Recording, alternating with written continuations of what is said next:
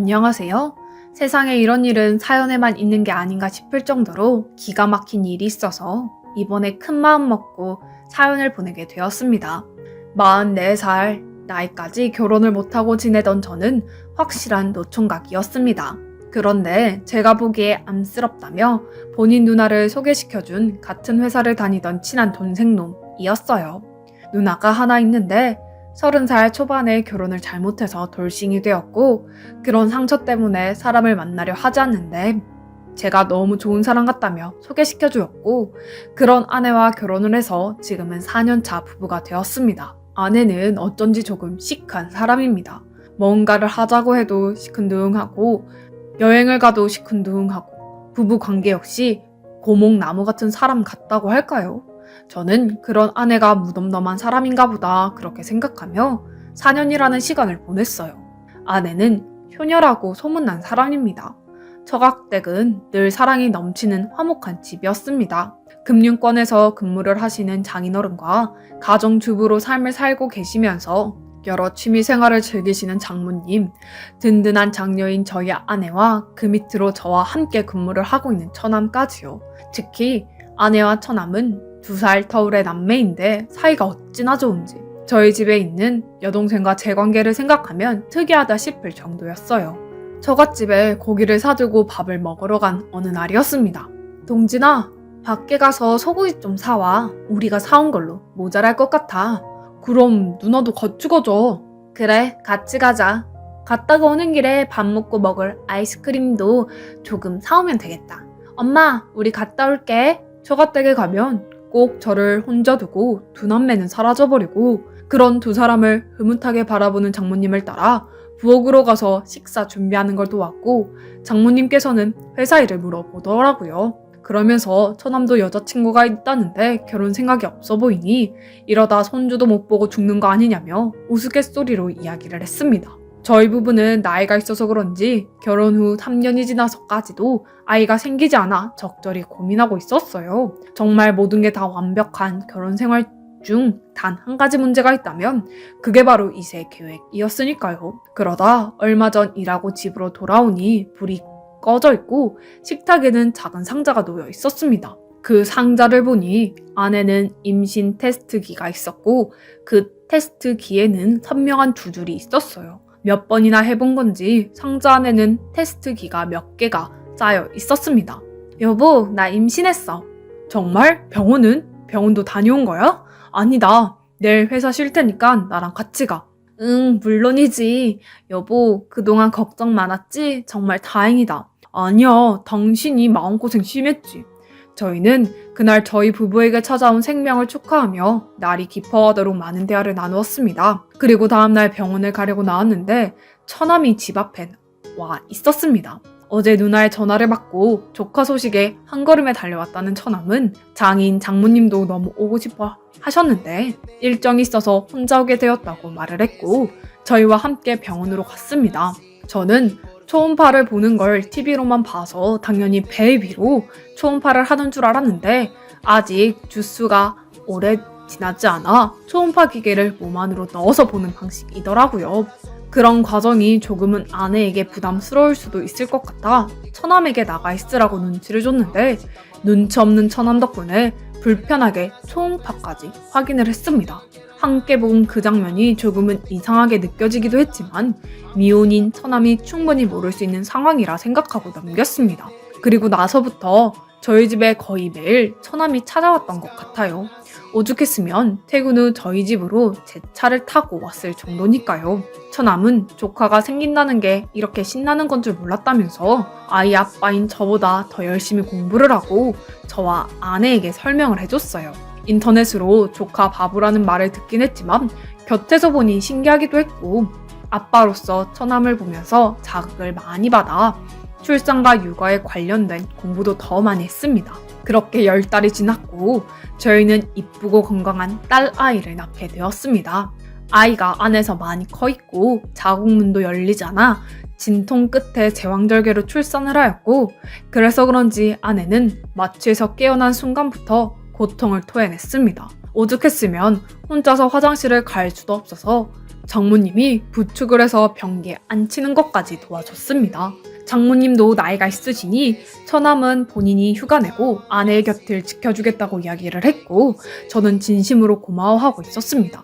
며칠 후 아내의 병실에 들어갔을 때 저는 믿을 수 없는 광경을 목격하게 되었고 그 자리에서 처남 멱살을 잡았습니다. 지금 뭐 하는 짓이야? 매형이라말로 뭐 하는 거예요? 어떻게 내 아내 만져? 매형이야말로 병원에서 멀뚱히 앉아서 뭐 하고 있는 거예요? 누나 앓고 있는 거 몰랐어요? 몸살 마사지하고 있잖아요. 알고 보니 처남은 몸살이 심한 아내를 위해서 직접 마사지를 배워왔고 아내에게 마사지를 해주고 있었던 거였습니다. 문을 열고 보이는 광경이 아내와 그 앞에 앉아있는 처남의 모습이라 제가 생각을 잘못했던 거죠. 미안하다고 사과를 하고 나서 친구놈들이랑 술을 한잔하는데 아무리 그래도 누나를 마사지하는 남동생은 보통 사람은 아니라는 말이 대다수이더라고요. 저도 그 부분이 이상하기도 했고 그래서 오해도 했던 거니까요. 그래서 며칠 뒤 처남을 만나서 이런 부분이 불편하다고 이야기를 했습니다. 처남도 워낙 어릴 적부터 볼 꼴 못 볼 거 다 보고 자라서 제가 이상하게 오해할 거라는 생각도 못했다고 하며 미안하다고 하더라고요. 본인 여자친구한테도 이번 이야기를 했더니 깜짝 놀라길래 그제서야 그때 상황이 이상한 상황이었다는 것을 인지할 수 있었다고 해요. 그래서 누나에게 가서 사과도 했고 저에게도 사과를 하고 싶었다면서 본인이 아이도 너무 좋아하는데 더군다나 첫 조카라서 너무 들떠 있었다고 이야기를 했습니다. 집안마다 가정 환경이 다르다 보니 저희가 봤을 땐 보통이 아닌 게 아내와 처남은 보통이라고 생각할 수도 있을 정도였던 것 같아요. 아내는 이후 조리원에서 2주간 몸조리를 하다가 처갓집으로 갔습니다. 마음 같아서 저희 집에서 도우미를 불러서 몸조리를 돕고 싶었는데 아내가 한동안은 집에서 장모님과 함께 지내고 싶다 해서 저도 처가살이를 하게 되었어요. 퇴근 후 저는 처가댁으로 갔고 장모님께서 차려주시는 밥을 먹으며 생활을 하고 있었습니다. 확실히 혼자가 아니라 처가댁 식구들이 다 도와주니 아내도 점점 얼굴이 밝아졌습니다. 아이가 밤낮으로 울긴 했지만 장모님과 교대로 아이를 안고 달래주니 그나마 아내도 편안했고 저희는 100일 정도까지 처가댁에 신세지기로 했습니다. 그러다 주말이 되어 제가 고마운 마음에 장모님을 도와서 대청소를 하고 있는데 거기에서 한 아기 사진을 보았고 장모님은 흠칫하며 사진을 뒤로 치우셨어요. 누구예요? 엄청 귀엽게 생겼네요. 동진이 사진이야. 그럼 옆에는 장모님이세요? 사진을 짧게 봐서 누군지 못 알아볼 뻔했네요. 자네 잘 듣게.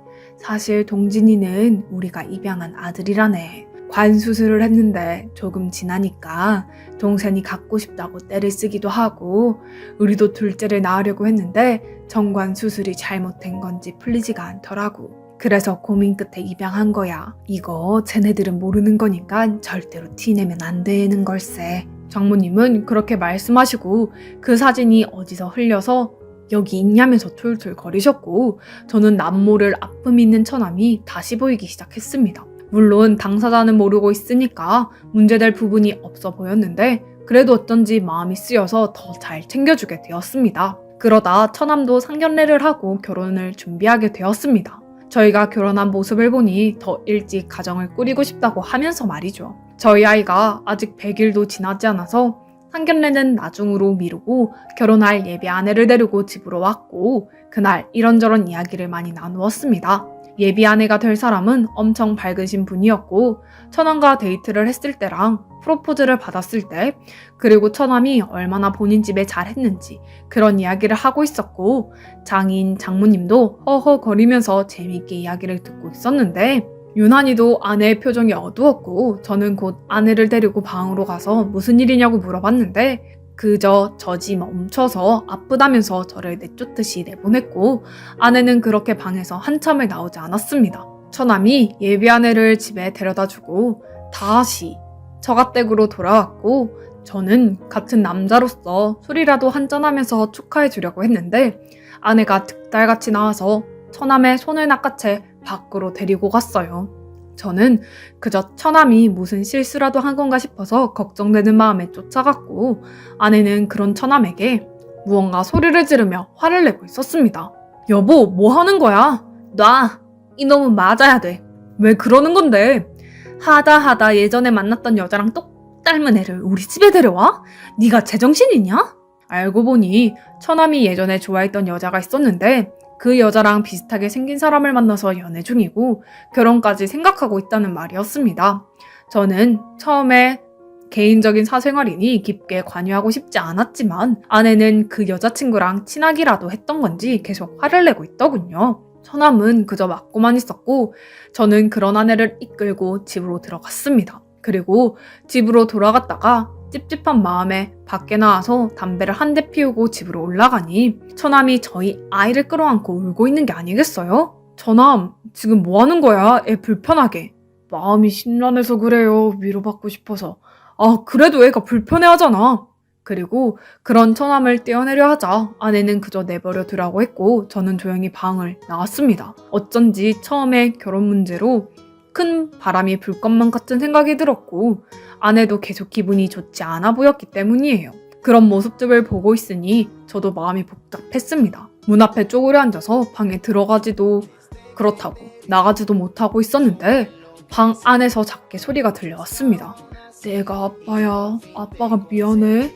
그만해. 밖에 들리면 어쩌려고 그래. 당당할 수 없는 걸까? 절대로 그렇게 안 돼. 정신 차려. 나는 네가 지금도 저놈이랑 같이 생각하면 머리에 피가 솟구치는 느낌이야.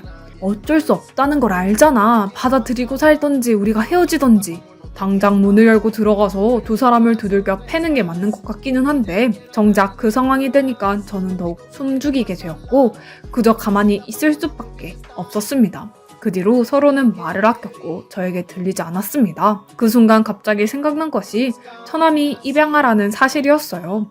설마 두 사람이 입양아인 거 알고 있었고 그래서 만나는 거라면 문제가 심각하다는 생각이 들었습니다. 저는 조용히 처남의 방으로 왔고 뭐에 홀린 것처럼 방을 뒤지기 시작했습니다. 그러다 잠겨있는 서랍 하나를 발견했고 그 자리에서 뜯어내려다가 이내 이성의 끈을 잡고 거실로 나왔죠.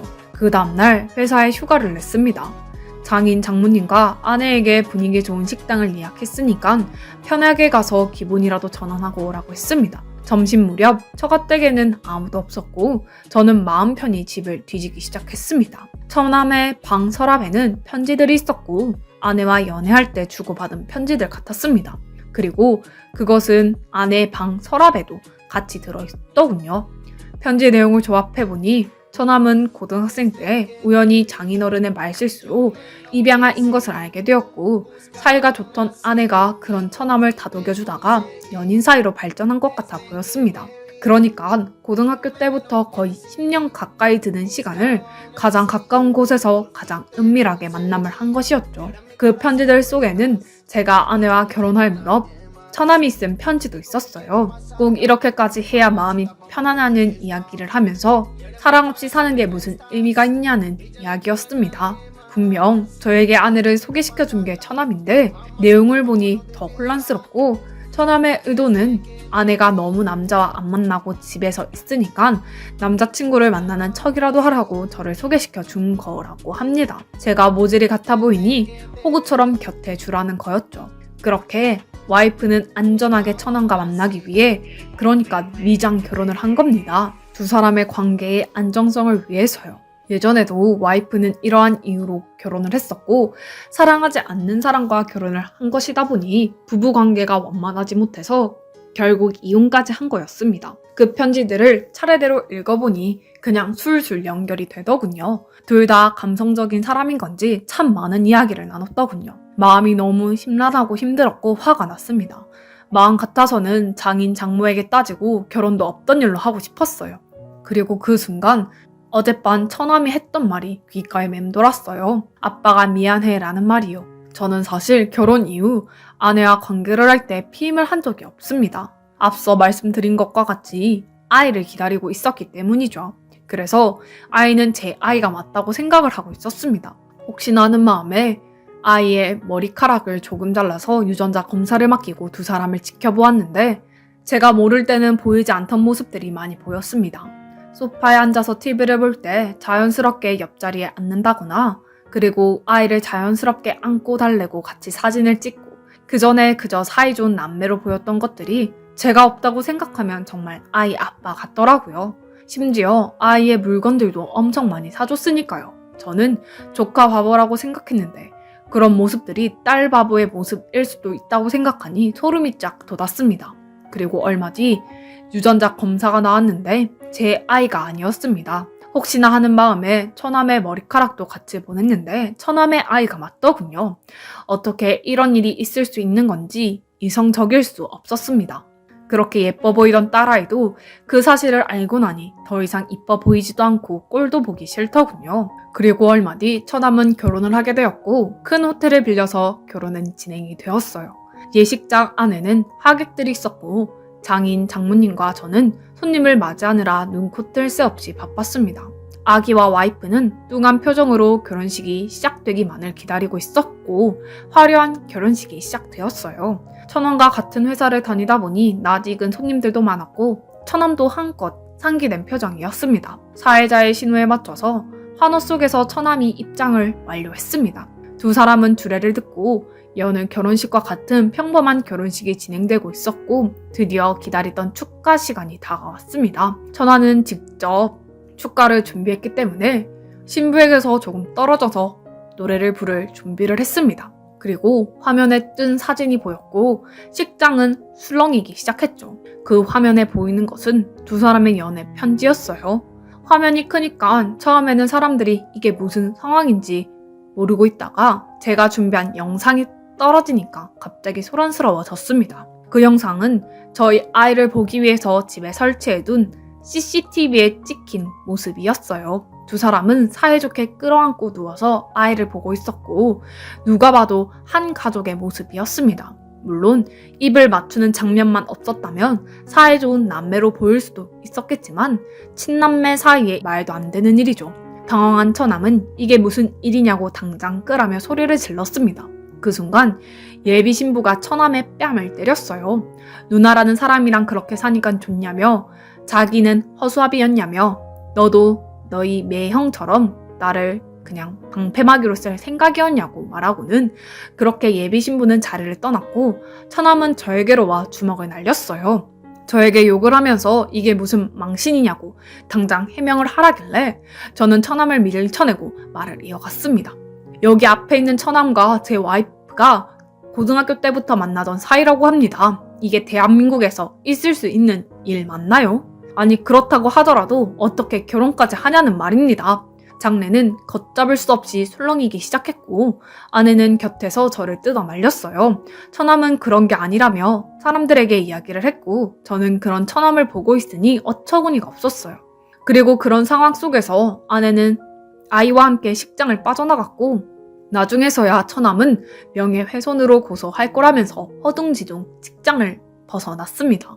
결혼식을 보러 온 친척들과 지인들은 이게 무슨 일이냐며 저마다 한마디씩 하고 사라졌고 모두가 빠져나간 결혼식장은 장인 장모님만 망연자실하게 앉아 있었을 뿐이었습니다. 저는 그런 장인 장모님을 뒤로 한 채 조용히 밖으로 나왔고 저를 기다리고 있는 처남의 예비 신부 아니 파혼녀를 만났어요. 그 자리에서 저는 그녀에게 수고비를 송금했고 식장 안에 하객들과 부모님 역할 대행한 분들에게 보수를 송금했습니다. 제가 아무리 곰곰이 생각해봐도 꼭꼭 숨기고 있던 비밀을 터뜨리는 것만이 저에게 할 수 있는 보상이고 깨끗한 척 보통 사람들 속에 섞여 살아가려는 두 사람에게 할 수 있는 벌이라고 생각했어요. 처가댁으로 돌아가니 와이프와 처남이 보였고 그 여자의 품 안에서 곤히 자고 있는 처남의 아이가 보였어요.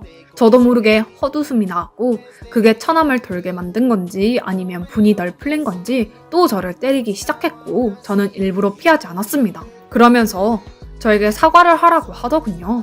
몇십 년간 숨겨온 본인들의 사이가 다 까발려졌으니까요. 왜 본인들의 행복을 무너뜨리냐고 울고 있었고 아내도 그런 처남 옆에서 조용히 있었습니다.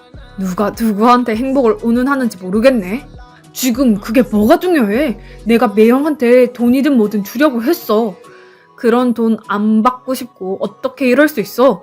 당연히 내 아이지. 당신이 아내 할 때는 누나가 피임을 했으니까 멍청한 당신은 몰랐겠지만 당신은 그냥 기둥 서방일 뿐이야. 그리고 그 많은 사람들 앞에서 망신 줬다고 몇 가지 집만 챙겨서 집으로 돌아왔고 얼마 뒤 명예훼손죄로 500만 원 벌금형을 받게 되었습니다. 그건 중요하지 않아요.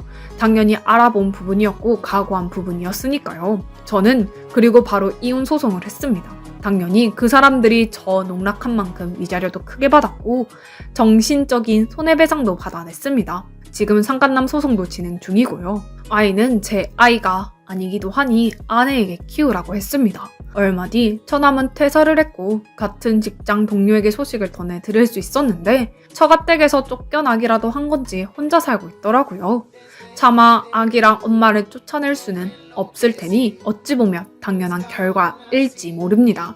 그리고 그런 처남이 얼마 전 키즈카페를 창업했다는 소리를 들었어요. 제 인생을 송두리째 바꿔놓은 그 사람이 잘 먹고 잘 사는 꼴을 두고 볼 수가 없었습니다.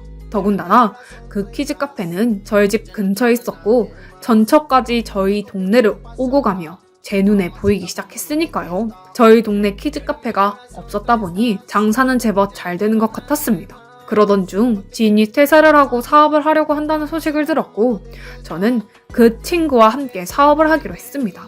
바로 그 인근에 더 크고 다양한 놀이시설이 있는 키즈카페로요.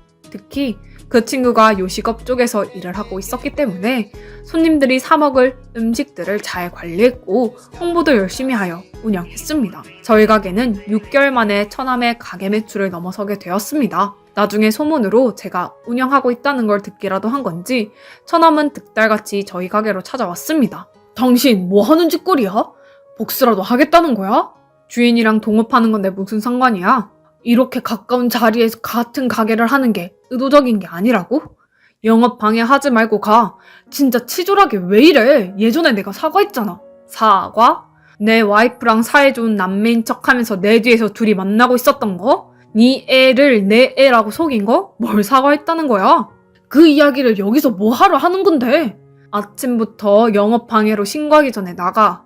처남은 난동을 부리다가 출동한 경찰에게 끌려갔고 저는 그날 있었던 손님들에게 서비스를 제공해서 상황을 무마시켰습니다. 그런데 소문이 참 무섭게도 그날 왔던 손님들이 저에게 이리저리 몇 가지를 물어봤고 저는 가볍게 대답을 해줬어요. 얼마 뒤 지역 커뮤니티에 처남과 저에 관련된 글이 올라왔고 아마 저희 동네에 사는 사람이라면 어느 집안인지 다 알아볼 수 있을 정도로 자세히 적혀 있었습니다. 그리고 그 여파는 일파만파로 퍼져서 걷잡을 수 없이 퍼져갔고 저는 매출이 크게 늘거나 한 건 없는데 처남의 키즈카페는 손님이 반으로 줄었다고 했습니다. 특히 그 소문을 보고 저를 저격하려는 듯한 글을 썼는데 그 글이 여론을 더 안 좋게 만들었어요. 얼마 뒤 이혼한 아내가 가게를 찾아왔고 저에게 이런 유치한 복수는 그만하라고 하더군요. 사실 처음 시작은 제가 사는 동네에 처남과 전 아내가 오는 게 싫어서였지만 친구와 동업을 시작한 부터는 저에게 생업이 되었습니다. 그러면서 하는 말이 아이는 잘 크고 있고 그래도 그동안 아이의 아빠로 지내왔으면 적어도 아이에게 피해갈 일은 하지 말아달라고 하더군요. 처남의 가게가 어려워지면서 대출까지 해서 근근히 유지하고 있는 중이라 정말 힘들다고 하면서요. 저는 그 여자와 이혼을 하던 그 순간 그 아이의 아빠이기를 포기한 사람입니다. 다만 제 둥지에 알을 낳고 간 뻐꾸기처럼 제 새끼인 줄 알고 뻐꾸기 새끼를 키워준 죄밖에 없는 거죠. 조금은 모질게 들릴 수도 있지만 전 이혼한 순간부터 자식 같은 건 없었다고 말하고 그 여자를 끌어냈습니다. 며칠 전 처남의 가게는 폐업을 하게 되었습니다. 제가 처남의 가게 앞에서 장사를 한 지 2년 만이었어요. 제 눈앞에서 망하는 모습을 보니까 얼마나 속이 시원하던지 저는 장사가 잘 되어서 분점을 내려고 준비 중입니다. 몇 년간 저를 힘들게 하는 일이었지만 지나고 나면 조금 더 성숙한 저를 발견할 수 있겠지만 꼭 그 두 사람은 앞으로도 좋지 않은 일들만 가득하길 바라봅니다. 솔직히 말하면 세상의 도를 넘는 그 년놈들의 사태에 제가 몇 년간 많이 힘들었어요. 복수를 한다고 해도 마음이 편했겠나요?